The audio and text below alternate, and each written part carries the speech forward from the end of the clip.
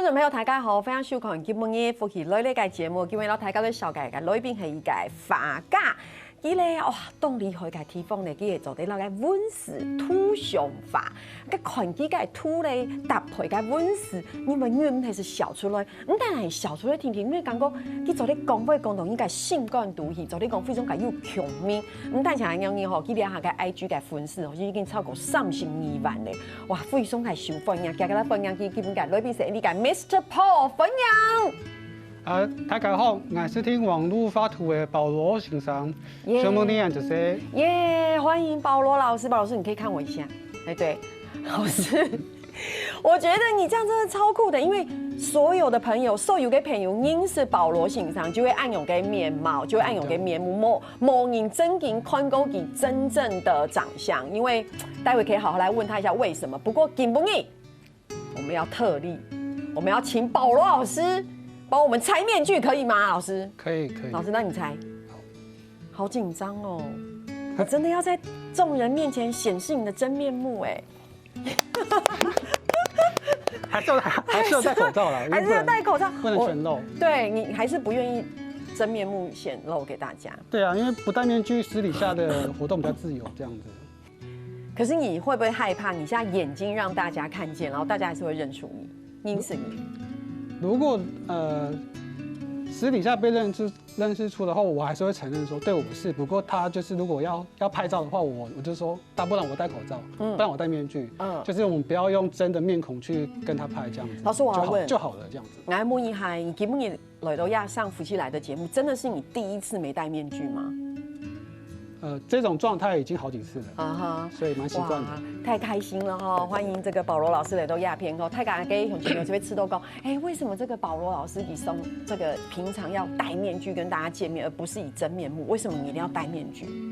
為什麼要戴面具？因為那時候開始畫圖的時候，就有發現說有些插畫家，他是不戴面具的。然後我就想說，他們原因可能是什麼？然後我就想說，如果是我的話，可能想要私底下比較自由一點。那如果我戴個面具，人家認不出來，那我去咖啡廳畫圖比較不會被人家搭訕啊之類的，比較自由這樣子。那為什麼是長這樣？你給大家看一下，為什麼你長這樣？很多人說這個是不是畫我？因為我以前剛好是寫斜的旁分，對，然後其實不是，這是我某一篇的插畫裡面的人物，然後因為那個時候，像社群不是都有頭像嗎？因為我不知道要放什麼，那我想說，這個我畫的那個男孩還蠻可愛的，那我把它編成頭像好了，這樣子。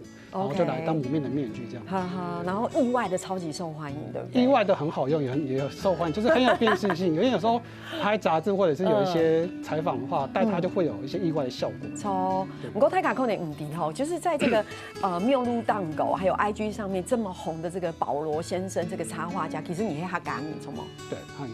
好，客家人啊，你爸爸是彰化嘅客家人，應該說住彰化係冇？對，我爸我妹都是中華泥林的行業哦，泥林應該對吧？然後後來大家搬到台北，搬到台北，錯嗎？對啊，幼稚園的時候，我們全家就搬到台北住了。哎呀，他喺台北嘅時候，爸爸媽媽講法很會講客家話，都會，比如說客語、台語、國語都會講，然後。所以我就是聽他們講什麼，大概理解一些生活用語，所以我才會聽才會講這樣子。對，沒有刻意學。你講你早啲講一些些嘅，對不對？一些些。你亞爸嘅送節目有特別同爸爸媽媽學習一些些客家話，有，就是開場白。像有一些，其實我本來想要講說我是網絡插畫家，但是他們對他們來講是沒有這個詞的。他就說你是在網絡上畫圖的人就好了。我就說聽。網絡，而且網絡他們也沒有客語，就聽網絡發圖保羅先生這樣子，就是沒有一個專有名詞叫圖文插畫家。對，因為該下該Mr. Paul 嘅手改起架改世界，其實講我係讀網絡發圖感應，我就覺得怎麼會這麼，其實是說得很好，很會介紹，因為我們的確因為語言有斷層，因為語言有斷層的關係，所以的確是沒有這個新的詞彙，所以你看爸爸媽媽真經就是。地道嘅客家語嘛，一般來講就會按用講。對好，那我要再問另外一個問題，因為大家對他充滿着好奇哈，為什麼會叫 Paul 保羅？叫保羅，保羅其實，你說為什麼叫保羅先生嘛？一開始其實我是畫，不是畫這些好笑的圖，是主要像臨摹，所以我都覺得我畫的東西很多元。我一開始叫保羅大雜燴。然后但是听起来实在太像在卖吃的，后来就改成叫保罗先生这样子。然后保罗只是一个，比如说以前上班的时候，老板都会说，你要弄信箱哦，要取个英文名字。那我想说，那叫 Paul 好了。然后后来想说 Paul 就拿来沿用成保罗先生这样子，就是一个简单的由来。对，大家是不是想讲，那去还没一开始时代法图，其实一开始没有先不是专业的插画家，我听说不是全职，对，一开始给时间其实是在行销公司上班，对，就是一个上班族。对，因为大学是读行销相关的嘛，然后学费很贵，所以想说我第一份工作一定要做相关的，才比较值得嘛。所以我第一份工作是做那种，在户外品牌做网络行销，然后后来是因为下班之后无聊嘛，就想说开始练习画图啊，干嘛的，然后开始会 po 到网络上，然后中途开始画一些比较好笑的东西之后，对，才会被大家知道分享说，有保罗先生这个人专门在画一些比较奇特啊、好笑的图，这样才被人家知道这样。对，然后呢，后来就决定。就决定要离开行销公司，然后好好当一个插画家。其实公司没有不好，其实在那边上班还蛮开心的。只是我后来不知道为什么，我就有点身体不舒服，我就离职。那离职的时候，因为其实在中间就会有一些合作邀约了。那我想说，不然我来试看看，趁着调养身体的时候，因为也没事，可以做一些文书的工作。想说，那我来试着接案看看，看我这样做1年的收入能不能平衡上班族这样子。那后来试着就变成全职的工作了，这样。那你开始走这个第1年，你觉得那时候有平衡到你那时候在行销公司上班的收入吗？有啊，就有这样子，应该是大超过吧？不会到大，因为我其实没有到很喜欢接案子，就是其实我比较喜欢画一些幽默的图。那接案的时候可能就没有办法这么多照你的心思画嘛，因为他们会有些要求，所以接案的话，我可能会自己都会衡量说。适不适合？适合的话，我才会接。对，所以听说一开始谈过一口4个时间，你是先让自己是每日一插画，是不是？对，那个每日一插画其实是就刚刚讲是上班族下班的时候的一个画图的练习。比如说我今天想要画狗猫，我就上网下载图片，那我就是简单的临摹之后，手机拍的就上传到 IG 存放这样子。所以那个就是一个。对，我想说就是上班族下班的一个画图的挑战这样子。我很想问一下，因为你的每一个作品都非常有创造力，就泰卡就会讲是脑洞大开，有没有？他的脑洞大开卖意思，一般来讲，泰卡会讲脑补的意思，一个很多事情你自己去拼凑那个完整度。你讲脑洞大开意思就是哇，真的是很猎奇，非常的有创作力，又猎奇又有创作力，到一种令人觉得匪夷所思的踢扑有冇？或者说泰卡就会哇，对这个 Mr. Paul 有很多这样的一个，我觉得是称赞的名词。对，所以你在一开始是从临摹，但是要到后来你的创作要有这么多的创作力跟想象力在里面，其实我觉得它是一个阶段跟门槛。对，一开始是因为我本身也是比较喜欢一些幽默的东西的人，对，然后我可能脑袋也比较会举一反三，比如说会有一些听到一个词，我可能会有一些想法，像这边有一篇叫做“靠脸吃饭”，对，我就听到这个词说“靠脸吃饭”，然后我只是画一个很直白的样子说，不然我来画一个人，他用嘴巴吃饭，虽然他吃的是面啦，就是，但我就是画的这个比较表象的东西，对，大家看了就会很有感，说就是怎么会去想这个画面出来？因为我自己就会脑补，我说所谓我会把我脑中的小剧场画出来，就是他这个画面画出来这样子。对，而且你知道吗？给不应该看几个时间有一个很有名的，就是这个蛋黄酥，因为要这个半夜时间，像我个人最喜欢吃的就是蛋黄酥，这真的太好笑了，这个。我也很喜欢吃板类的东西，就是你说哈嘎给板，所有客家的板类的东西我都超爱的，就是因为我阿嬷很会包菜包，然后那个有点离题，但是像这篇的话，我是画说，我有一天在看夕阳的时候，看着我就想到，好想吃蛋黄酥。为什么？所以是真的吗？对啊，就是你看到那个东西，你就会想到另外一个东西嘛，所以我才会那篇就写说夕阳无限好，只是看着好想吃蛋黄酥，对，就是刚好又有个词把它接起来这样子。对，一般人看夕阳的时候，嘿，吃都青龙麦，不过对你来讲，你就想到吃蛋黄酥，我就觉得它怎么办？保罗老师，你觉得接下来我在你的作品可以看到一系列跟哈嘎拌有关的作品吗？哈嘎拌可能比较难，如果除非它刚好有一些谐音的词是偏幽默的，有时候强求不来了，我都是随着那个看到什么觉得适合的话，我有时候会把它记下来，然后有适合的画面才会画出来这样。对，对欣赏来讲，其实观察力非常非常重要。我们来知道保罗老师他其实有无限的这个敏锐的观察力和大家爱用还有想象力。对，比如说看到蛋黄酥的时间，你胸都给没看到夕阳的时间，你胸都就会蛋黄酥有吗？这中间还有一篇轻有意思给他们改，就是一个漂亮的女生，她可能那个你知道。这里面有一个就是漂亮的女生，有可能就是会毁在这个新密的手里。对，据说是也是因为看了妈妈的结婚相片。对，就是看过妈妈的照片，然后参加过朋友的结婚典礼，然后常常会看到就是哇，很漂亮的新娘，本来很漂亮，可是被新密画成就是可能妆太浓之类的，就是她就是怎么会栽在新密这一关？就是对，再漂亮女生也有可能栽在新密的这一关。就是这篇其实就是没有这么脑洞，但是它就是生活上的一些幽默的记录这样子。呵呵，啊，你不怕这样会得罪新密吗？因为我没有说是谁啊，而且这篇的话有很多新密有转发。他说要找好的新密请来找我，我不会让你变成那样子。我觉得这就是为什么，其实对保罗欣赏来讲，就是因为突围后小，你讲呢，因为有一个界限度改变，其实还有动改故事，对，然后大家分享，大家先聊下，你等下怎来讲。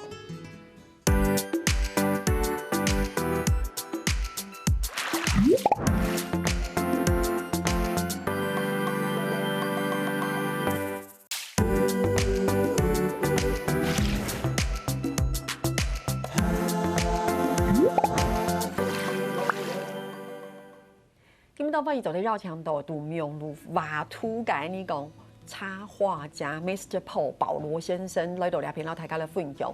我觉得其实保罗老师你其实是一个很好聊天的人呢，有人这样跟你说吗？应该算吧，就是我也蛮喜欢跟别人聊天，所以那个过程也是没有这么害怕。虽然天生是比较内向性格，但是。目前对聊天来说是不会有什么抗拒啊，而且也喜欢聊天，也有可能是平常在咖啡厅太无聊了，对，所以难得有可以大聊天的场合，会蛮开心的。对，为什么老师信上 give 讲，平常在咖啡厅太无聊？因为我有问过信上，我说你白天的工作时间，就是你从睁眼到睡觉，你白天都在做些什么事？老师，你要跟大家分享吗？可以啊，就是我一般都会去咖啡厅工作。然后我喜欢的区的咖啡厅，我喜欢坐窗边那个位置。但他他窗边的位置要等11点之后才不会有所谓的日晒，所以我就会故意让自己睡晚一点。然后可能快要11点再去，等日晒退了之后，我再去抢那个位置，这样子去卡位。然后咖啡厅到5点就关门了，所以我会工作到从11点工作到5点，然后我就下班。下班之后就很简单，走回家吃饭，因为我是住家里，家里会煮这样子。然后。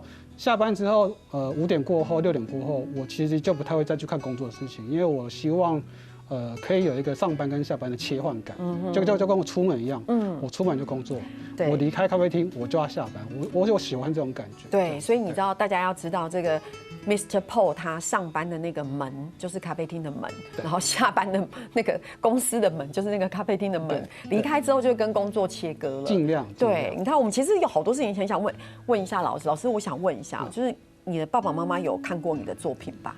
有啊，他都会追踪，然后我妈比较热情，所以我妈都会就按赞，然后说画得好好，她就留言，所以妈妈也会留言，那你有回复吗？就会啊，就把它当做一般人回复。妈妈有没有留过比较特别的？不会，因为他不会想太多词，他词会比较少，因为他有时候比如说出去打卡，就说，你帮我想一下我要打什么台词啊，就是那个打卡的，所以他们对词汇来说比较没有那么多想法，只是说他们会很热情的去帮你留言、按赞这样子。对，你知道那种感觉，就是妈妈又追踪你的 IG， 我可能动红改图了，妈妈会按赞跟留言这样。对，所以你从咖啡厅回去要吃晚餐的时候，妈妈就你今天回来了这样。那其实你的方式很规律对，所以你的工作就是你的整个工作模式看起来是很规律的，然后好像是相对比较单纯的。对，其实我蛮喜欢规律的时间的安排，比如说，而且我自己也蛮喜欢，比如说1到5我就上班，然后6日就尽量就休息。可以的话尽量达到。但是我的工作时数我刚刚讲有比较短嘛，从11点到5点，其实偏短。这工作时数真的很令人称羡不会，但我会逼自己一天尽量上班不到6天，那可能是第6天会做一些比较简单的比如说整理一些档案啊，或者是想一些梗的大概的草稿啊，就是虽然时数短，但我尽量一天上班到6天这样子去，因为时数真的太短了，会有点觉得。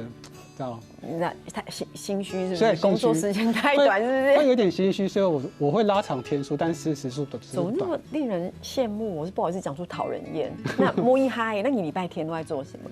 就是彻底的休息啊，就是完全不碰工作电脑。然后那彻底的休息在做什么？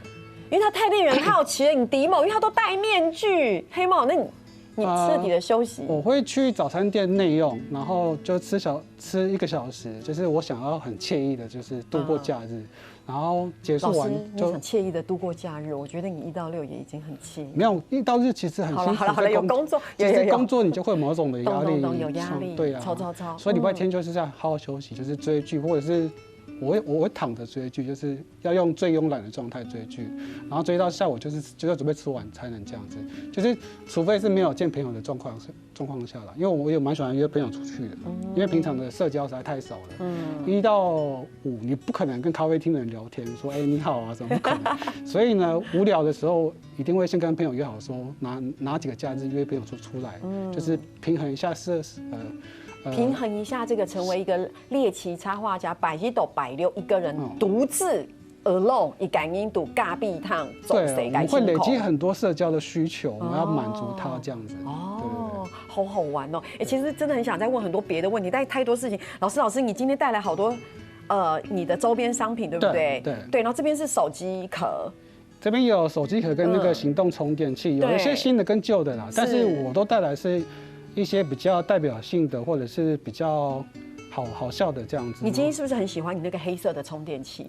对，因为那个黑色充电器的话，它上面其实是写着那个无心插柳柳橙汁，因为大家其实很喜欢那些有点莫名其妙的接龙，然后这一篇我就心里有些画面，然后我就把它这个词画成一个有点像完美咖啡厅里面的一个饮料的感觉。对。然后我本来想说应该不会有什么反应，但这篇的反应意外就很好，然后这个图我自己又很喜欢，然后今年刚好又可以出一些比较方正的周边，那我就把它应用在手机壳啊，然后像也有出那个无框画啊，或者是行动充，就是一个图数可以应用在很多地方。懂。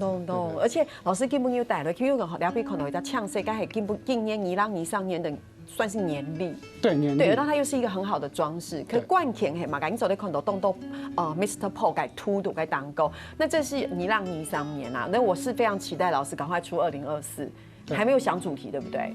它通常不会有什么，因为像2023的主题是天生一对吗？还是不是，而是它通常没有什么主题。夫妻被骗。我会挑一些我喜欢的图，然后再配上一些吉祥话，然后就会完成下一个季度的图这样子。是，对，没有什么特别主题啦。所以今年2024会出吼？会啊，耶，很期待耶。对啊，你看像这就是算是周边商品。对，老师，因为老师刚好提到就是几干嘛动好改无心插柳柳橙汁，怎么办？我自己讲起来都很想笑哎，无心插柳柳橙汁，嘴巴会软掉这样子。对，真的太有梗了。老师，你可以分享一下你自己最喜欢的作品吗？对不起，我觉得太好笑，你可以分享一下你自己很喜欢的作品。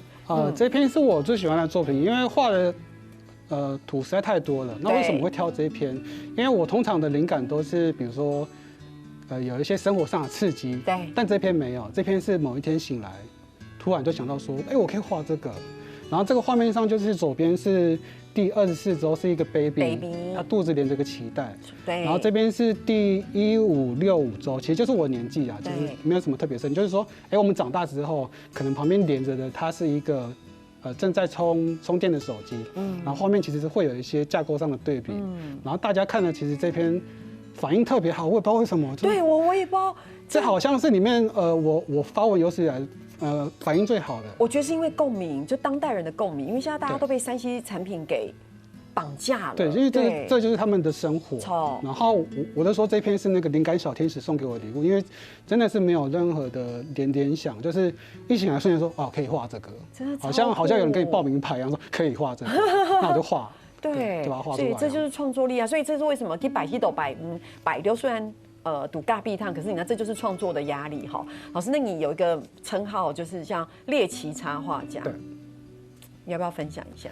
猎奇其实中间过程会有一些媒体会有一些简单的像网络的采访啊，那他们会下一些标题，比如说像中国那边就说啊，刚刚有提过的是脑洞大开，对，脑洞插画家，有人说我的东西比较猎奇，那猎奇的话好像是在形容一种漫画，就是说它的题材是比较奇特，比较偏一些怪趣味的东西这样子，所以以后我才会给自己一些标签，说可能是猎奇插画家，喜欢，所以你喜欢，我喜欢这种，就是因为我本身就是的确是往这个方向在钻研，没有错这样子。你最喜欢别人称你什么？最喜欢，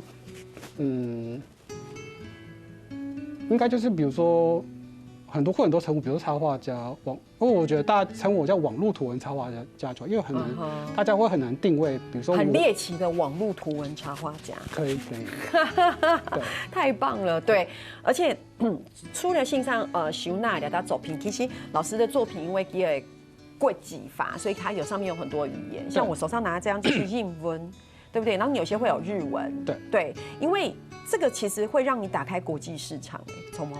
对，因为那时候，我发文在 Instagram 上面嘛，那它上面其实不只是台湾人在看，对，然后我就想说，我的上面其实台湾人一定都看得懂，那我可以加一些辅助的，比如说中文标题、英文字、日文字，那有一些。比如说他是日本人，他看到那个日文的解说说，哦，他原来大概在画这个啊什么的。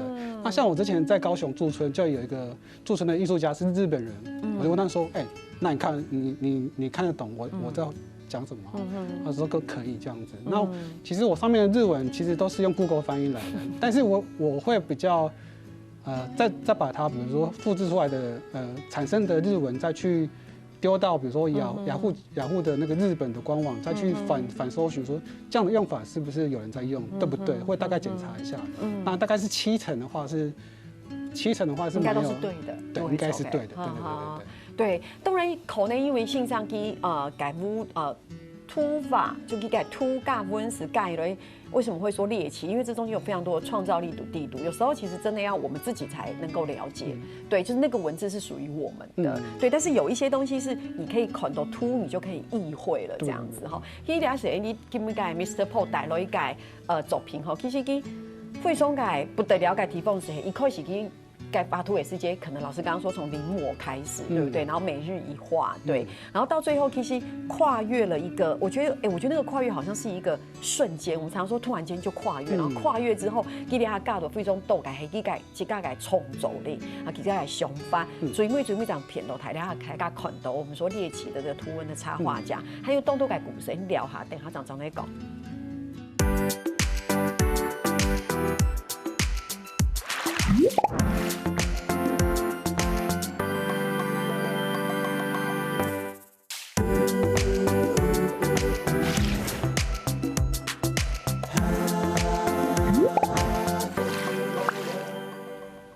东方语的绕墙导演理解 Mr. Paul 哈，理解苗如法图感应。我今天真的很开心可以见到本人，还可以访问保罗先生。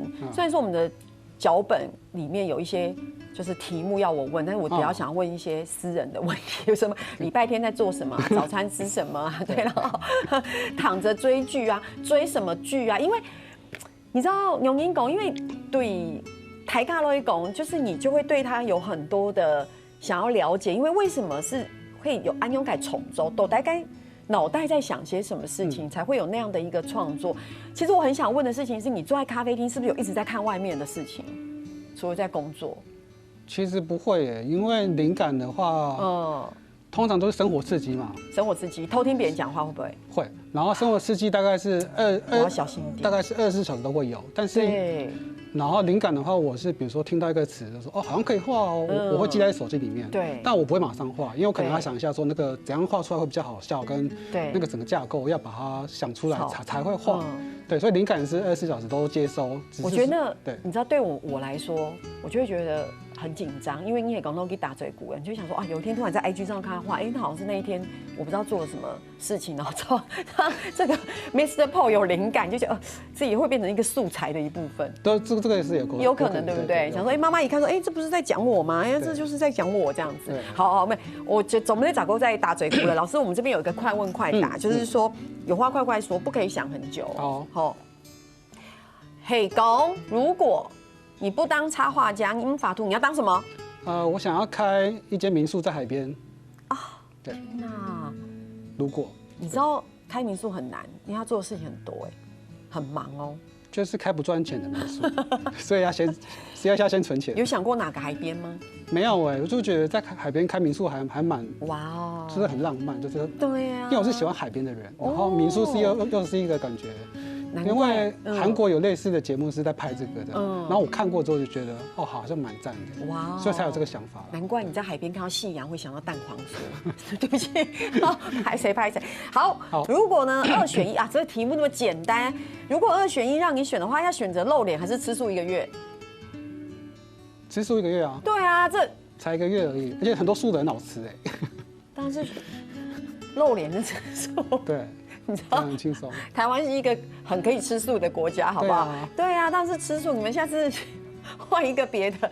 好，那我问一个，有什么样的东西会逼迫你，让你宁愿选择露脸？钱。对。Oh my god， 那多少钱你就可以露脸？我不知道好，下次来挑战一下。钱可以驱使就是露脸。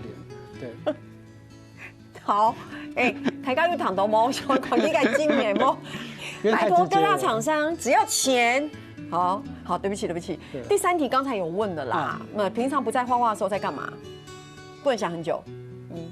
1、2。追剧。对，我就知道，因为刚说要躺着追剧，对不对？躺着追剧。好的，今年的生日愿望。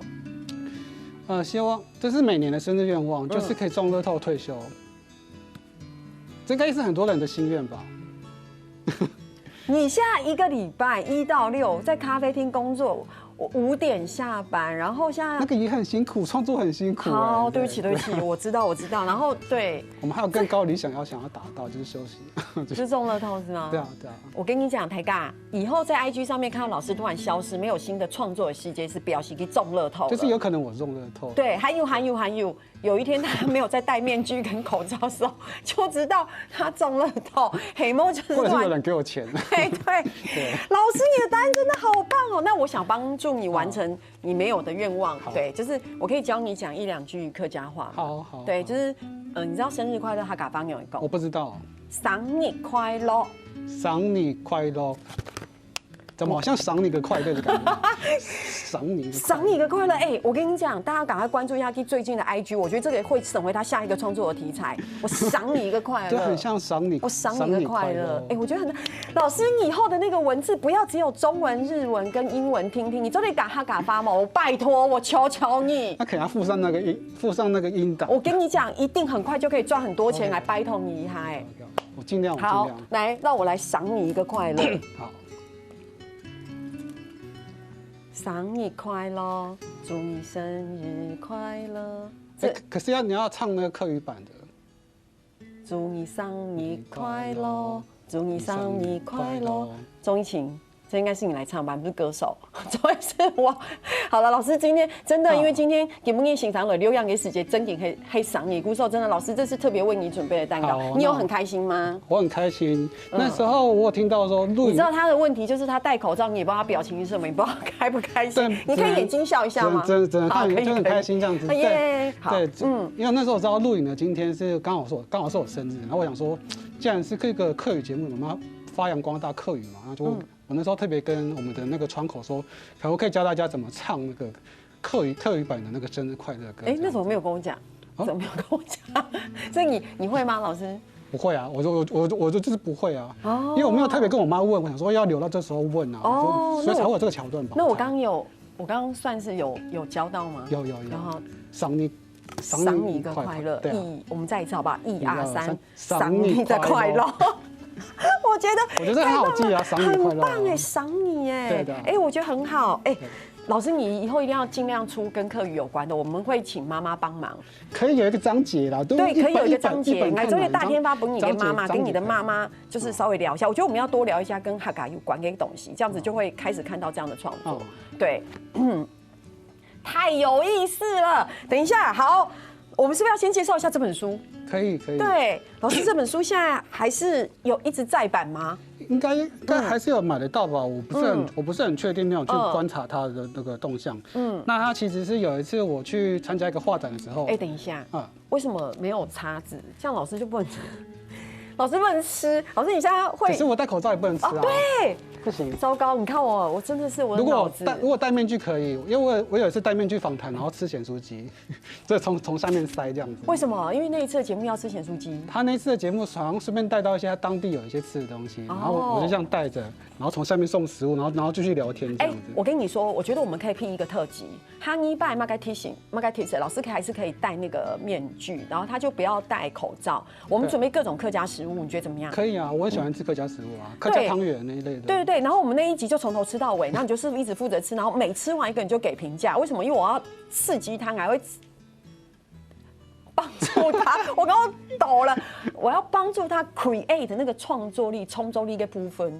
对，因为我要逼迫以后在 IG 一定要看到同客家话有关黑给土老文思。我会尽量产生啊，就是好客语系列。对，好，拍摄，我觉得我刚刚又离题了。等一下，我先问一下老师，你会倦怠吗？因为我刚刚一直逼你。你说画图，像你这样每天都要有作品的倦怠。倦怠期一定会有啊，因为正式画到现在，其实也画到第9年，快要第9年了，我以为才5年。不止哦。所以你知道9年可以累积多少的倦怠？就是比如说很多节庆的图，中秋节、端午节什么节，你都想要画。应该不是说画腻，就是画过了。那你画过东西不能再画吧？然后你就会觉得就是想突破，想灵感这个东西会变得越来越难，就像经营一个节目一样，或者是经营什么任何东西一样，它会越来越难说去想一些新的东西。这是变成说创作上最难的地方，也是一个倦怠期，就是说都好，常常平常做的事情就是画图。就像比如说每天吃鸡排一样，你一定会吃到腻嘛。就算你再喜欢，就是一样的道理。那你怎么解决？我以前有时候会突然就选择，如果刚好没有什么 case 的时候，我会选择那个月都不要画图，就停下来，好任性哦，就不要画图。只有你们才那么任性，可以这么任性。就是要挑刚好没什么 case 的，就是那阵子可能比较闲哦，那我那阵子我先不要画图，因为真的就是腻啊。就是然后过1个月后，可能中途又会累积一些灵感，可能跟朋友出去玩的时候，或者是去旅游的时候累积到灵感，那可能之后又可以再继续画这样子。对，因为还是需要休息啊，就是缓冲。而且尤其是尤其黑亚哈黑公你黑跟厂商合作，有时候会有必须去吻合厂商的需求，对，也会影响你在工作的一种创作或者是倦怠，对不对？对，因为当然很喜欢跟厂商合作啦，就是如果适合的话，只是说他们合作都是为了宣传他们的商品嘛。那为了宣传，就会有一些条件说，那可能画的时候必须要怎么样画，那些限制可能会让你的图没有那么好笑，就这么难，就是会有点没那么好笑。你会有跟厂商沟通的困难或是不愉快的经验吗？初期会比较没那么难，会比较难调试，然后他要你改那么多，就是怎么要？那你就站起来说我不画了，你就走啦。心里就会很多这种 OS， 就是我不画了。但到后期就会跟他说，其实因为他有时候会给你一张 A4 纸，所有的需求，我说太多，我有时候说，其实如果我们这样画出来的东西如果不好笑啊，你这边贴文的笑。怎么讲？它的效力也不会这么好。那我建议说，那我们挑这1-2个重点，把它画得好笑。那这样我们之后效果也会比较好。去跟他，你知道，搓个汤圆这样子。就是后来比较会学习说。搓个汤圆。这个会算很老派吗？就是你知道，协商，要跟他们协商说，事情的利弊是这样。那我们就是挑重点，画好笑就好，不要全部都要照你的走。因为恭喜财宝以后，你有一个发东西，好笑，亲好笑，就是要好笑，然后又不可以有宗教，不可以有太严肃的议题，然后又不可以，你知道很多线又不能踩，对，然后什么东西都不能讲，那但要很好笑，对，其实这是很困难的哈。所以今天非常谢谢保罗老师走在雷斗聊偏到台家的副影响，我们辟一个特辑来这边吃客家菜。好，可以啊。你自己说的哦。通告我先敲了哦，我先帮台家敲一下这个通告。有这种节目哦？有啊，就在这里，在这里。好，老师祝你赏你快乐。谢谢。好，天内哈嘞，绕起来你的所有听众朋友跟哈嘞走认同了。好看福喜類咧節目嘅鄉親朋友，我記得去到呢個免數咧傾站哦，還有填入客家電視嘅 YouTube 頻道，也記得留啲影片分享出去哦。